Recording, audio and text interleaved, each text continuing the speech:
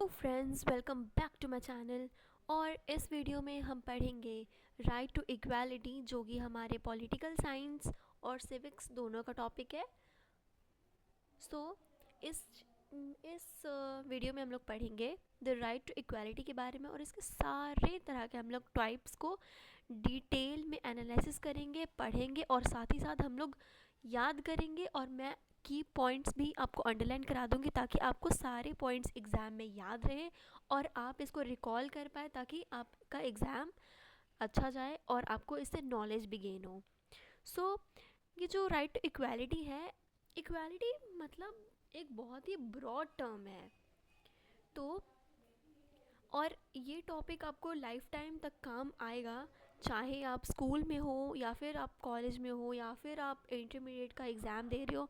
ये सारी चीज़ में आपको आएगा क्वेश्चन, और आपको इसके बारे में पता भी होना चाहिए, क्योंकि ये हमारा राइट है, राइट टू इक्वालिटी है, ये हमारे कॉन्स्टिट्यूशन में है। So let's go. ये हमारा पीडीएफ, आप चाहे तो ये सबको नोट कर सकते हैं, और मैं पीडीएफ भी लिंक कर दूंगी, पिन कर दूंगी। और ये आप एज इट इज़ भी लिख सकते हैं, लेकिन इतना सारा याद करना लाइन टू लाइन हमारे लिए बहुत ही टफ़ हो जाता है। तो मैं की पॉइंट्स भी आपके लिए अंडरलाइन कर दूंगी, या फिर अगर आप बोलेंगे सो मैं पीडीएफ डाल दूंगी। फिर आते हैं हम लोग अपने मेन आज की पढ़ाई पे। तो वो है कॉन्सेप्ट ऑफ इक्वालिटी और उसकी मीनिंग ऑफ टाइप्स। तो सबसे पहले तो हम लोग कॉन्सेप्ट पढ़ेंगे, introduction.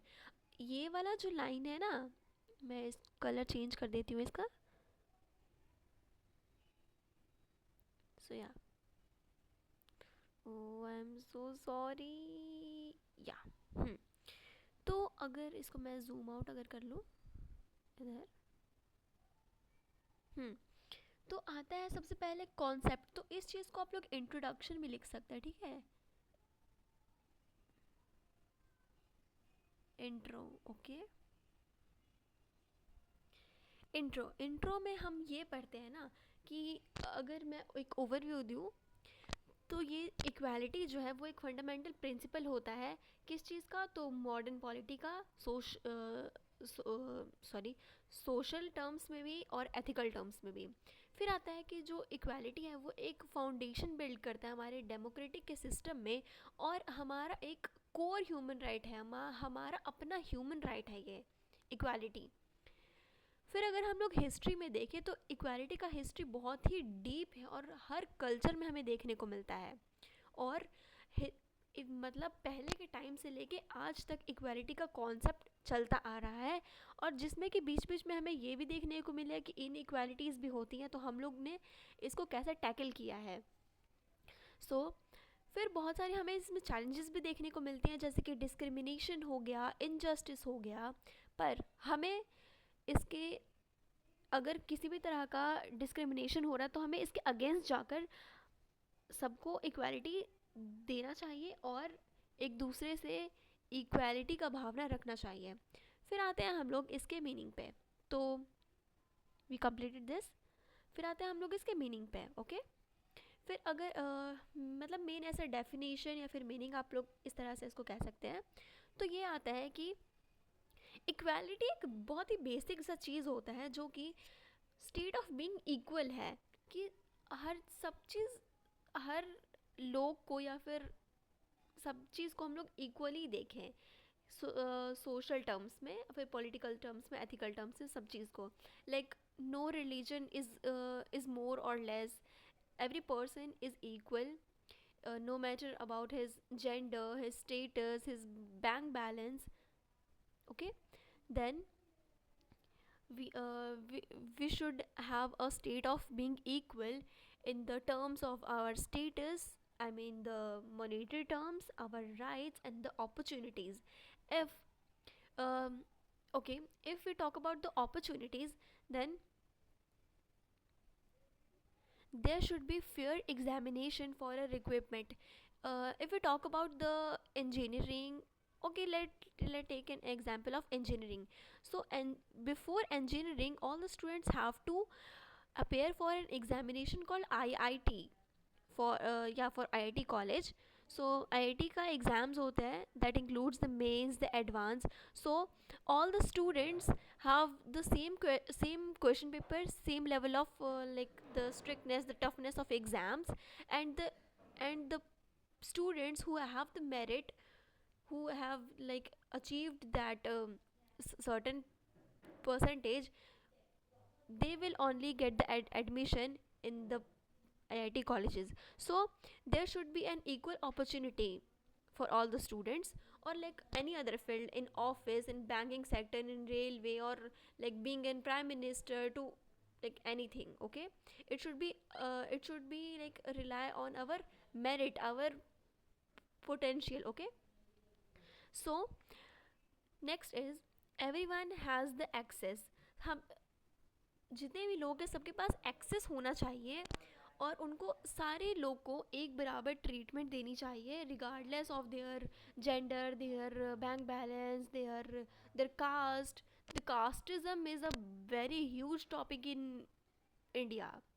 So we should like if we have to write an example, we should write the inequality in the caste that is seen in today life also.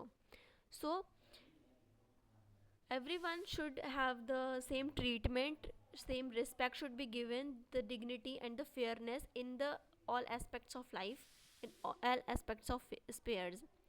So equality can be seen through the legal context, the social, the economical. So distinct aspect of life we can see the equality.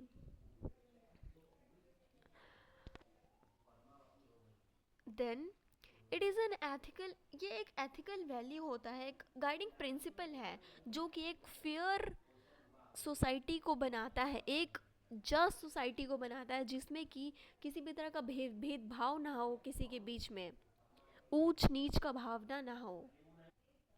ये जो equality का जो desire है, मतलब कि जो वो एक हमारा बिलीफ है, जैसे कि सारे जितने भी ह्यूमन बीइंग है वो सबको एक ह्यूमैनिटी का, एक इंसानियत दिया जाए, और सबको जो कि सारे लोग हैं वो इक्वल ट्रीटमेंट डिज़र्व करते हैं, जिसमें कि कोई तरह का डिस्क्रिमिनेशन ना हो किसी भी टर्म में. Race, gender, class, ethnicity, religion, caste based और anything. There should be equal distribution of the resources and opportunities among the all. आज के मॉडर्न टर्म्स में हम लोग ये देख सकते हैं कि जो इक्वालिटी है उसको हमारे कॉन्स्टिट्यूशन में रखा गया है, इंटरनेशनल ह्यूमन राइट कन्वेंशन के भी अंदर इस चीज़ को मान्यता दी गई है, इस चीज़ का रिटन डॉक्यूमेंट है. अब हम लोग पढ़ेंगे इसके टाइप्स ऑफ इक्वालिटी क्या क्या है. तो पहले मैं अंडरलाइन कर देती हूँ. ये मैंने अंडरलाइन कर दिया है, एक बार मैं इसको रीड भी कर देती हूँ. फंडामेंटल प्रिंसिपल है मॉडर्न पॉलिटी, सोशल और एथिकल का. उसके बाद है स्टेट ऑफ बीइंग इक्वल, फिर यहाँ पे ये. तो ये सारी मैंने पॉइंट्स अंडरलाइन कर दिए हैं. आप चाहे तो मैं इसको जूम आउट कर देती हूँ. So this is okay. So I hope आप लोग ने पॉज करके नोट डाउन कर लिया होगा ये सारा. आप एक नोटबुक और पेन लेकर ही बैठे ताकि आप सारे की पॉइंट्स को नोट करें, इसी तरह से आपको एग्ज़ाम में रिकॉल भी हो पाएगा. ओके. सबसे पहले तो हम लोग पढ़ते हैं, इसका थोड़ा सा इंट्रोडक्शन पढ़ते हैं कि ये जो इक्वालिटी है वो एक not, it is not a monolithic concept. Monolithic का मतलब ये है कि ये एक जस्ट एक सिंगल वर्ड का कॉन्सेप्ट ये नहीं है. ये बहुत सारे डिफरेंट डिफरेंट फॉर्म्स में होता है कि अलग अलग जगह कौन कौन से इक्वालिटी होते हैं, तो उसके बारे में बहुत सारी अलग अलग चीज़ें हैं. ठीक है.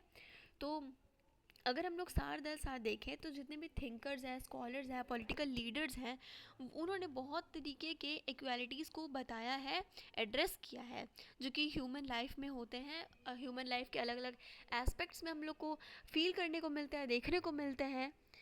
तो उसके कुछ जो टाइप्स हैं वो हम लोग अब पढ़ेंगे. सबसे पहले आता है पॉलिटिकल इक्वालिटी. पॉलिटिकल मतलब in the like polity, the राजनीति। ठीक है। तो पॉलिटिकल इक्वालिटी का मतलब ये होता है कि जितने भी जो सिटीजन्स हैं उनको एक इक्वल पार्टिसिपेशन का मौका मिलना चाहिए। लाइक जो हमारे जो इलेक्शंस होते हैं, अगर हम लोग उनका बात करें, तो इलेक्शंस में जितने भी कैंडिडेट होते हैं वो सबके पास लाइक पॉपुलेशन तो सेम ही है। तो उसमें से देखा जाता है कि किसी के पास जिसके पास ज़्यादा वोट्स आते हैं, मेजोरिटी वही विन करती है। तो पार्टिसिपेशन का चांस सबके पास इक्वल होता है हमारे पॉलिटिकल प्रोसेस में।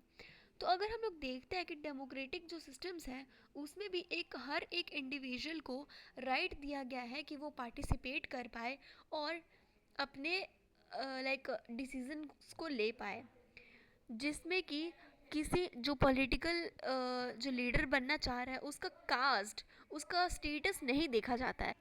तो इसका हम लोग लाइक कुछ कुछ फीचर्स है, तो वो हम लोग देखते हैं कि यूनिवर्सल सफरेज। यूनिवर्सल सफरेज का मतलब ये होता है, तो इसका मतलब ये होता है कि इसमें कि जितने भी जो सिटीजन्स हैं जो कि हमारे इंडिया में है कि 18 प्लस जिसका एज है वो वोट दे सकता है। तो हर एक वोट काउंट होता है, हर एक इंडिविजुअल का।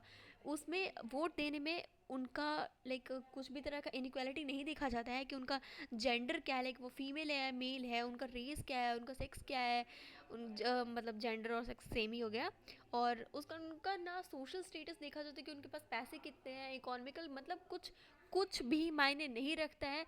If you are 18 plus you have one vote and one right to choose your representative, and the person and the candidate who have the most voted will become the leader. Okay. तो ये हमारा first complete हो गया। फिर second देखेंगे ये क्या है। Equality of representation.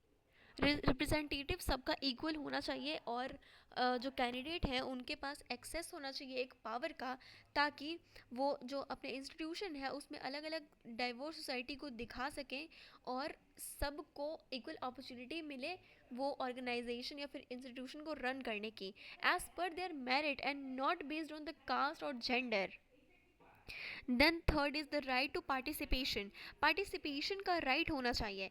वोटिंग के अलग से जो पॉलिटिकल इक्वालिटी है वो इंक्लूड करता है कि जितने भी पब्लिक है वो उसमें इंगेज रहे। और पॉलिटिकल पार्टी, अगर किसी भी पॉलिटिकल पार्टी वो नहीं पसंद करता है तो उनके प्रोटेस्ट भी करने का राइट होता है हमारे पब्लिक के पास। और गवर्नमेंट का अगर कोई डिसीज़न है जिसपे कि लोकल लोकल बॉडीज़ या फिर जो पब्लिक है वो एग्री नहीं करती है, तो उसका वो डिसएग्रीमेंट अपना शो कर सकती है, उनके पास ये पावर दिया गया है। तो ये अलग अलग पावर पावर अगर लाइक अथॉरिटी है तो उसके पास रिस्पॉन्सिबिलिटी है। और अगर सारे पब्लिक ने मिलकर अगर एक लीडर को चुना है तो वही पब्लिक के पास ये भी पावर होती है कि वो अपने पॉलिटिकल फ्रीडम को भी प्रोटेक्ट करे। अगर डिसीजन को नहीं सही लग रहा है तो वो उसका अपोज कर सकते हैं। तो ये हमारा पॉलिटिकल इक्वालिटी के अंदर ये सारी चीज़ें आती हैं। तो हम लोग अगर एक बार रिवाइज करें तो पॉलिटिकल इक्वालिटी में पार्टिसिपेशन होता है और वोट काउंट होता है, जिसमें कि किसी भी तरह का इनइक्वालिटी नहीं देखने को मिलता है हमारे को। सो पॉलिटिकल इक्वालिटी हमारा कंप्लीट होता है। देन हम लोग पढ़ेंगे the social equality. Okay. Social equality का मतलब क्या होता है। तो सोशल इक्वालिटी एक आइडिया है जिसमें कि सारे जो इंडिविजुअल है regardless of their social backgrounds, तो इसके वो तो उनके पास एक्सेस हो सारे सोशल रिसोर्सेज का। सोशल रिसोर्सेज का मतलब ये होता है कि they can have the access to have the medicine, the medication, to the doctor, hospitals, schools, offices, banks और पुलिस और any one, health care, employment opportunities, सबका एक्सेस हो। तो ये वो सारे सोशल हायरार्कीज़ को एलिमिनेट कर देता है, अलग कर देता है, जो कि हमारे सोसाइटी में इनइक्वालिटी ला रही है। अब हम लोग इसके फीचर्स देखते हैं तो इक्वल जो सोशल राइट्स, इसका मतलब ये होता है कि जितने भी पर्सन सोसाइटी में रह रहे हैं उनको एक सेम लेवल ऑफ अपॉर्चुनिटी मिले, same level of like equality मिले, कि वो सारे लाइक एजुकेशन फील्ड में, हेल्थ केयर में सबको एक्सेस कर पाए, जिसमें कि उनके साथ किसी भी तरह का भेदभाव नहीं हो। कि कि पहले के ज़माने में, बहुत पहले का ये बात है कि जो फीमेल्स होती थी, जो लड़कियां होती थी, वो स्कूल में पढ़ने नहीं जाती थी, सिर्फ लड़के जाते थे। और लड़कों में भी अलग अलग रहता था, कि जैसे कि कास्ट है, तो हम लोग देखते हैं ना, जैसे कि जनरल, ओबीसी, एससी, एसटीज़। तो पहले जो एससी और एसटीज़ थे, उनको एजुकेशन का राइट नहीं था। एससी और एसटी के बच्चे नहीं पढ़ा करते थे। तो इस चीज़ के लिए डॉक्टर बी आर अम्बेडकर का सबसे बड़ा नाम आता है हमारे सामने, कि उन्होंने इस चीज़ का बहुत ही ज़्यादा विरोध किया। और लाइक मैंने पहले बताया कि फीमेल्स पढ़ने नहीं जाती थी। तो जो एक सोशल रिफॉर्मर है हमारी, सावित्री बाई फुले नाम है उनका, वो एक एजुकेटर भी है और एक सोशल रिफॉर्मर भी है। जिस ज़माने में लड़कियों को पढ़ने पढ़ने का कोई आज़ादी नहीं था, या फिर कोई भी फीमेल्स पढ़ाती नहीं थी, उस ज़माने में वो एक एक्स्ट्रा साड़ी कैरी करती थी, क्योंकि उनको पता था कि वो अगर घर से बाहर जाएंगी बेटियों को पढ़ाने, अपनी लोकेलिटी की बेटियों को पढ़ाने, तो सब लोग उन पे मिट्टी और कीचड़ फेंकेंगे। इसलिए वो एक साड़ी एक्स्ट्रा लेके जाती थी कि मेरे पे कीचड़ पड़े तो पड़े, लेकिन मैं अपनी बेटियों को पढ़ाऊंगी। तो इस तरह का जब जब हमारे सराउंडिंग में इस तरह की चीज़ें आई हैं, तब तक एक सोशल रिफॉर्मर आए हैं और उन्होंने ये सारी चीज़ें को बंद किया और सही किया है।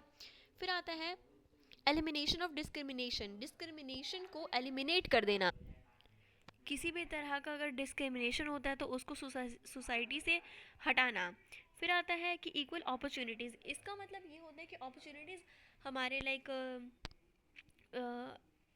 फील्ड में, एजुकेशन फील्ड में या फिर मेडिकल फील्ड में, किसी भी चीज़ के फील्ड में हर एक पर्सन को एक इक्वल अपॉर्चुनिटी मिलना चाहिए, ताकि वो अपने मेरिट के बेसिस पे वो लाइक जो पोजीशन है वो ग्रैब कर पाए। तो इसके बीच में किसी भी तरह का डिस्क्रिमिनेशन नहीं होना चाहिए। और इसको कि इंश्योर किया जा रहा है कि फ़ीमेल एजुकेशन को प्रमोट किया जा रहा है। हमारे I am recording from Bihar, so हमारे बिहार में मुख्यमंत्री कन्या योजना के द्वारा अगर कोई लड़की या फिर लड़का 10th से पास आउट होता है, तो उसको 10,000 रुपीज़ मिलते हैं अपने फर्दर पढ़ाई के लिए। फिर 12th क्लास में जब इंटरमीडिएट का एग्ज़ाम होता है, जो जितनी भी लड़कियां हैं, सारी लड़कियों को, सारी बेटियों को 25,000 रुपीज़ मिलते हैं अपनी आगे की पढ़ाई के लिए।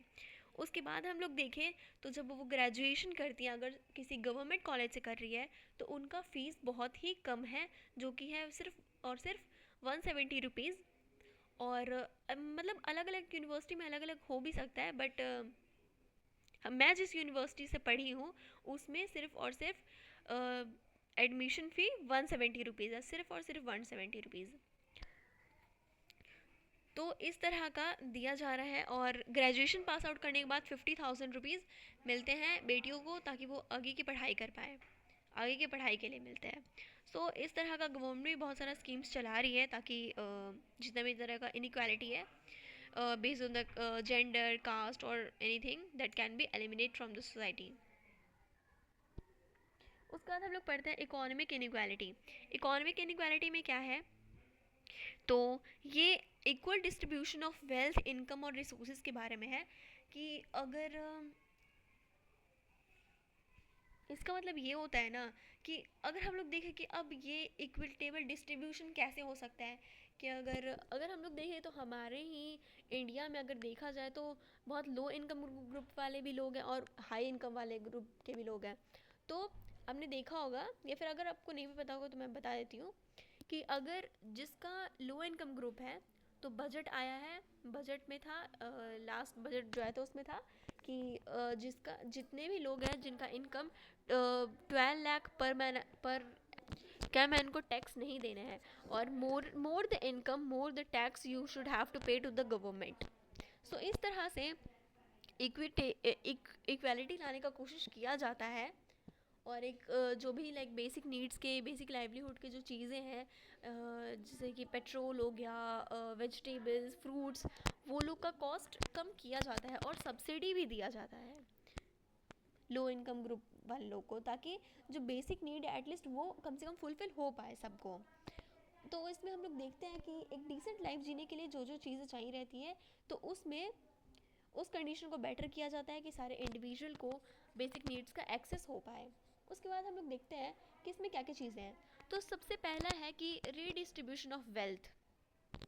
तो इस तरह से हम लोग देखते हैं कि एक प्रोग्रेसिव एक taxation system, here I told that कि टैक्सेशन सिस्टम या फिर वेलफेयर प्रोग्राम, जैसे कि welfare program such as like the MNREGA.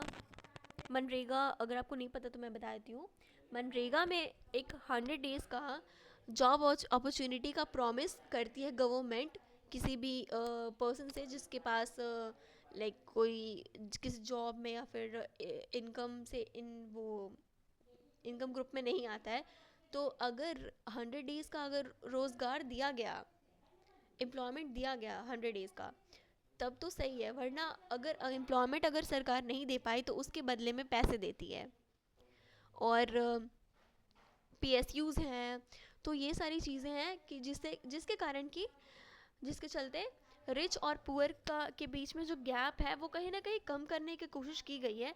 हालांकि पूरी तरह से हम लोग इसको इक्वल नहीं कर सकते हैं, but we can atleast ensure that every person have the like basic needs the food shelter and health care. सरकारी अस्पताल बनाए जा रहे हैं, the government hospitals, food distribution and the shelter, घर बनाने का योजना चला है ताकि हर सबके पास घर हो। क्योंकि जैसे जैसे हमारा जो क्लाइमेटिक कंडीशंस है, तो extreme extremes like heat waves या फिर एक्सट्रीम कोल्ड या फिर बारिश फ्लड आता है, तो ये सारी चीज़ें से बच पाए। उसके बाद है कि हमारा इकोनॉमिक अपॉर्चुनिटी का एक्सेस होना चाहिए। तो इकोनॉमिक इक्वालिटी जो है वो इंश्योर करता है कि हर एक इंडिविजुअल विदाउट एनी डिस्क्रिमिनेशन जिस सबके पास एक इक्वल अपॉर्चुनिटी का एक्सेस हो, ताकि वो अपना लाइक इकोनॉमिकल लाइफ और अपना स्टैंडर्ड ऑफ लिविंग को बढ़ा पाए, अच्छा कर पाए, सबको एक क्वालिटी एजुकेशन मिल पाए, अच्छी अच्छी शिक्षा मिले, जॉब ट्रेनिंग मिले, और एंटरप्रेन्योर अपॉर्चुनिटीज़ रहे, लाइक बिजनेस अपॉर्चुनिटीज़ रहे। तो इससे कि जो पीपल है वो उनको एक एम्पावरमेंट मिलता है सोशल और सोशल इकोनॉमिक ग्रोथ का, जो कि ओवरऑल सोसाइटी के ग्रोथ में भी बहुत ज़्यादा हेल्पफुल रहता है। फिर हम लोग नेक्स्ट पढ़ेंगे what is the legal equality. Legal equality क्या होता है?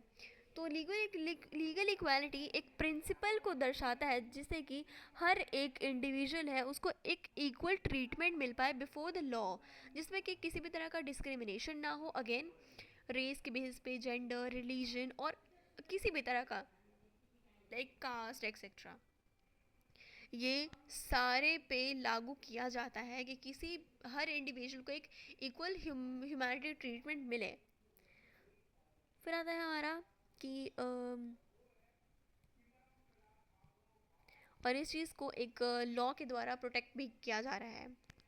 फिर है कि अब इसके फीचर्स हम लोग देख लेते हैं। तो पहला है कि equality before the law. Legal equality ensure करता है कि जो सारे जितने भी इंडिविजुअल है वो सबके पास एक एक्सेस रहे जस्टिस सिस्टम का, कि अगर उनके साथ एक अगर इनजस्ट हो रहा है तो they have the power to file case against them, और जिसमें कि बायसेस ना हो। तो जस्टिस में हमने ये चीज़ पढ़ा है, regardless of the economic status of the person, the law is the supreme power। ये हमारा कंप्लीट हो गया, ये हमने पढ़ लिया। फिर आता है हमारा एलिमिनेशन ऑफ डिस्क्रिमिनेटरी लॉज। जितने भी तरह के डिस्क्रिमिनेटरी लॉज है उन सबको एलिमिनेट करना। Legal equality calls for the removal of the laws that discriminate against the certain groups of people, जैसे कि इस तरह के कानून को हटाता है जो कि लाइक वोटिंग नहीं करने दे, कि नहीं आपका कास्ट ये है, आपका रिलीजन ये है, आपका इस रेस से आते हैं, इस तरह का किसी भी तरह का इनइक्वालिटीज, डिस्क्रिमिनेशन, बायसनेस नहीं किया जाए। उसके बाद एक लॉ से भी इस चीज़ को प्रोटेक्ट किया जा रहा है, like you know what are our rights and that's we are studying also our sorry our equality and the different types of equality. तो ये सारा हमारे कॉन्स्टिट्यूशन, हमारे इंडियन कॉन्स्टिट्यूशन में लिखा हुआ है बाकायदा। और अपने राइट्स देख सकते हैं हमारे कॉन्स्टिट्यूशन का पार्ट 3 में आर्टिकल 12 से लेके 32 तक। ठीक है, तो हमने ये कर लिया। फिर आता है इक्वल प्रोटेक्शन ऑफ राइट्स। इसमें है कि हर एक इंडिविजुअल को एक लाइक एक्सेस दिया जाए इक्वल अपॉर्चुनिटीज़ का, और राइट्स मिले। Right to property, wait, why it is right to property mentioned? अच्छा, तो मैं इसका एक बैक स्टोरी बता देती हूँ। राइट टू प्रॉपर्टी यहाँ पे जो लिखा हुआ है ना, ये हमारे पहले लाइक आर्टिकल हमारा 31 था। ठीक है, तो आर्टिकल 31 में हमारा ये चीज़ आ गया ना कि राइट टू प्रॉपर्टी था। तो हुआ ये कि जब हमारा लाइक राइट्स बन चुका था, हमारा कॉन्स्टिट्यूशन बन चुका था, तो क्या हुआ ना कि गवर्नमेंट जो थी उनको लाइक कुछ लाइक गवर्नमेंट प्रोजेक्ट था। ठीक है, तो उसके लिए लैंड चाहिए था, तो वो लैंड किसी का लिए, तो उसने मतलब against the law, against the supreme court एक केस फाइल किया कि अगर राइट टू प्रॉपर्टी है तो फिर मेरा ये लैंड एनेक्स क्यों किया जा रहा है, लिया क्यों जा रहा है, ये मेरा है, और अगर मुझे देने का मन नहीं है तो फिर मैं क्यों दूँ सरकार को। तो उसके बाद फिर ये बोला गया कि लाइक जो गवर्नमेंट है वो लैंड एनेक्स कर सकती है, आपका प्रॉपर्टी एनेक्स कर सकती है, बट उसके बदले में आपको मुआवजा मतलब कि कुछ पैसे देगी। लाइक जो उसका करंट वैल्यू होगा वो उस लाइक प्रॉपर्टी का या फिर उस लैंड का जितना भी अमाउंट होगा वो उसको पे कर देगी। Right to freedom of speech होना चाहिए, ये सारी चीज़ें। फिर आता है जेंडर इक्वालिटी। जेंडर इक्वालिटी में है कि हर एक इंडिविजुअल जो है उनको जेंडर के बेसिस पे जज या फिर डिस्क्रिमिनेट नहीं करना चाहिए, उनको इक्वल राइट देने चाहिए, अपॉर्चुनिटीज़ का ट्रीटमेंट होना चाहिए, इक्वल ट्रीटमेंट होना चाहिए। और सबसे ज़्यादा तो इम्पॉर्टेंट ये है कि जेंडर इक्वालिटी से सोशल इक्वालिटी आता है, जो कि मैन और वीमेन के बीच में जो भी डिस्पैरिटीज़ है वो सबको एड्रेस करता है और चैलेंज करता है एक पैट्रियार्कल स्ट्रक्चर का मेंटेन जेंडर बेस्ड डिस्क्रिमिनेशन। तो यहाँ जो ये पैट्रियार्कल लिखा हुआ है, मतलब कि पैट्रियार्कल जैसे कि like I discussed about the earlier like the history, the previous times where the men's were like dominating and they had given all the opportunities, but the females were not given. That's why the I have gave you an example of the Mukhyamantri Kanya Udhan Yojana. So the girl education is promoting by the government also. उसके बाद है features है कि equal pay for equal work. If like इसका meaning ये होता है कि if a boy and a girl are like are working in a same company or the same office, they should be given the salary according to their like working hours or their capability or the ability, not by the like basis of their gender, that he's a boy, he should earn more, he should have he should have like given more salary there. So there should be like equal pay for the equal work.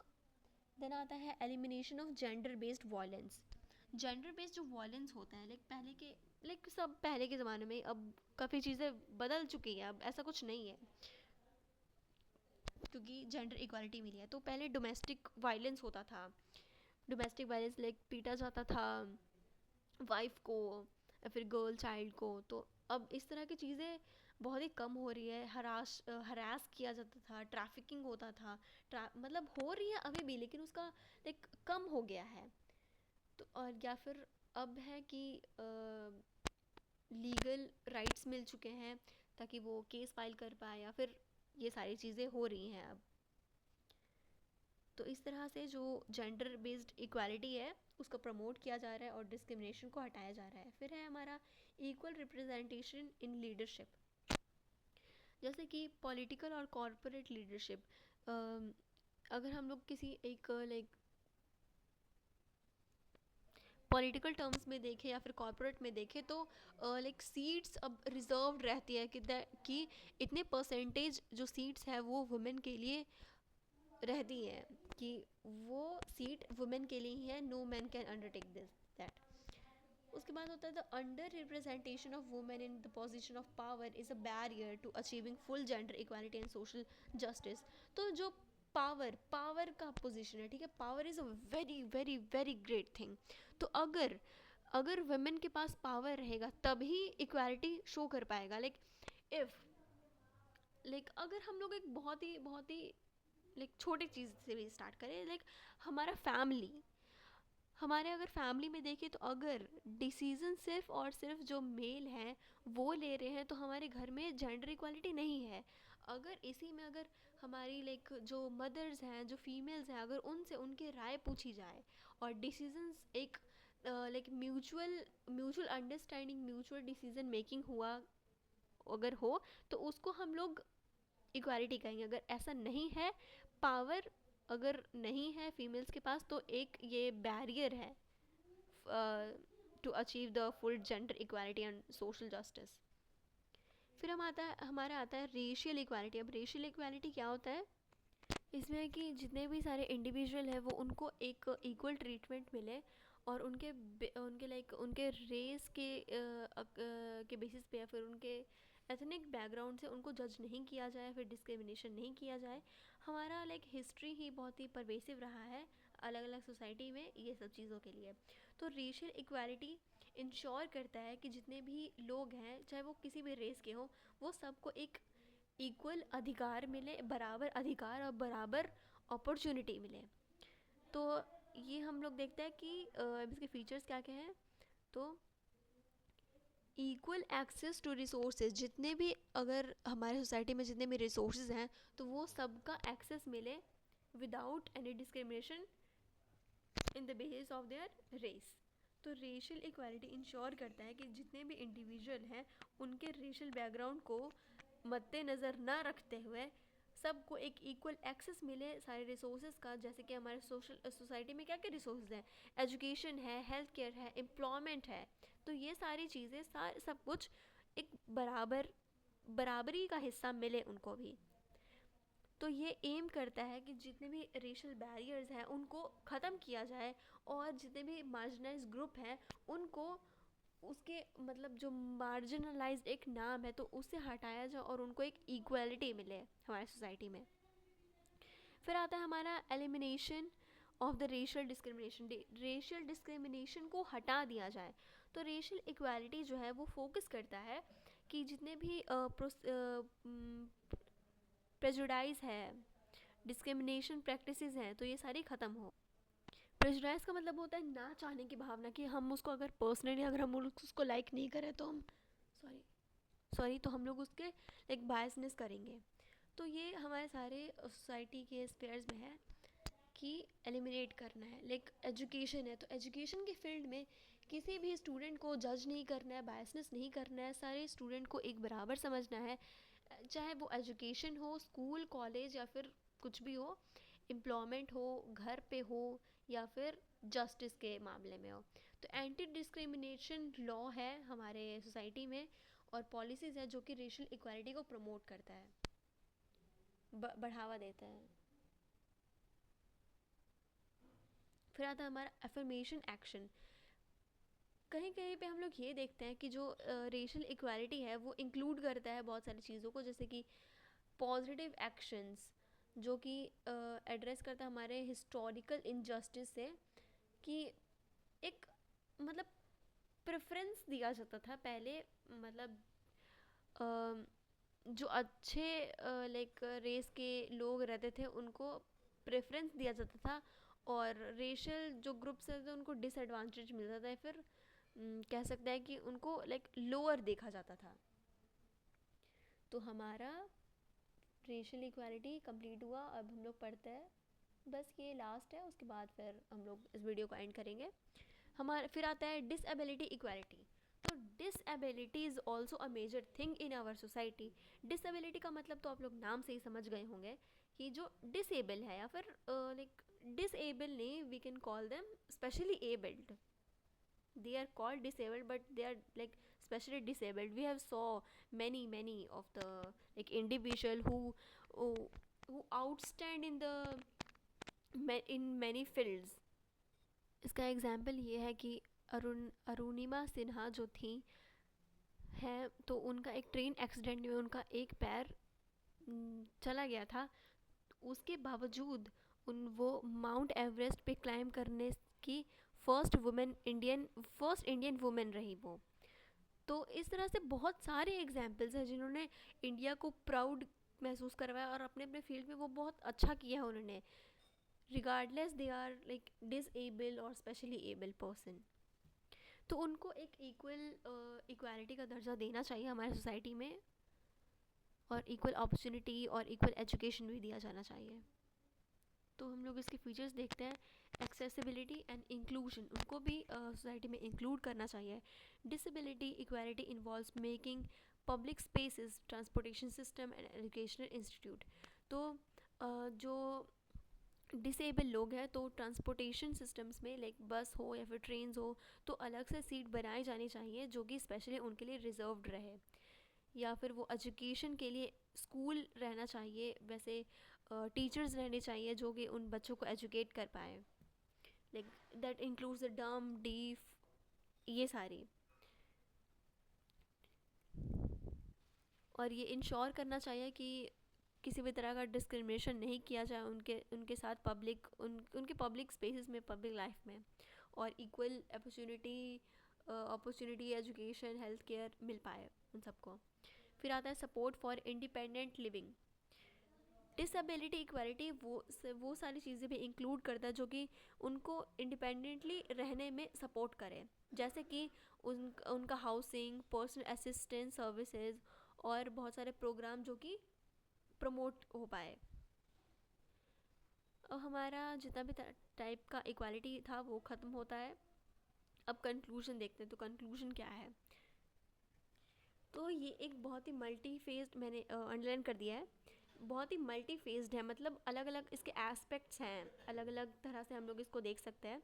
जैसे कि हो गया ये कि इसमें political equality, social equality, economical, legal, gender और racial या फिर डिसेबिलिटी इक्वालिटीज़ इसमें इंक्लूड करते हैं हम लोग, जो कि इंश्योर करता है कि सेम अपॉर्चुनिटीज़ मिल पाए, हर एक इंडिविजुअल को एक रिस्पेक्ट मिल पाए, डिग्निटी मिल पाए। और फुल फुल इक्वालिटी लाना हमारे सोसाइटी में एक ऑनगोइंग चैलेंज है, क्योंकि हर तरह के लोग रहते हैं और हम लोग आए दिन न्यूज़ सुनते हैं कि महाराष्ट्र में या फिर लाइक साउथ इंडियन स्टेट्स में जितने भी पर्सन रहते हैं वो लैंग्वेज के बेसिस पे बहुत ही वायलेंस भी क्रिएट कर रहे हैं। तो ये सारी चीज़ें सही नहीं हैं।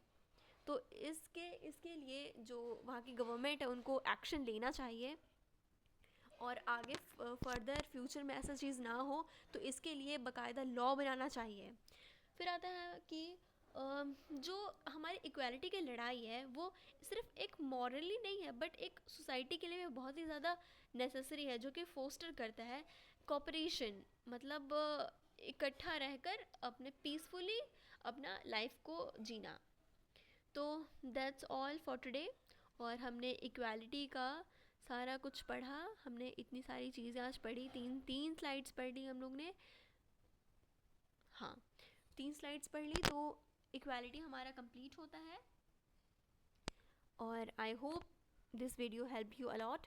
और जैसे कि इसमें लिखा हुआ है तो आप सेम टू सेम वैसे लिख सकते हैं, आप लोग एकदम डिट्टो आप लिख सकते हैं। आप आई गेस आप लोग ने इसको स्क्रीनशॉट कर लिया होगा, और मैं PDF भी मैं लिंक कर दूँगी। फिर तो हाँ, आप लोग अपने बढ़िया से एग्ज़ाम्स दीजिए। और ये ऐसा टॉपिक है ना कि सिर्फ एग्ज़ाम्स के लिए नहीं बल्कि आप लोग के डे टू डे लाइफ में भी काम आएगा। ये आपका अपना नॉलेज को बढ़ाएगा, आपकी समझ को बढ़ाएगा। तो I hope this video help you, and if you get knowledge from this and I helped you in any way for you, so give a thumbs up to this video and do subscribe to my channel. Bye bye.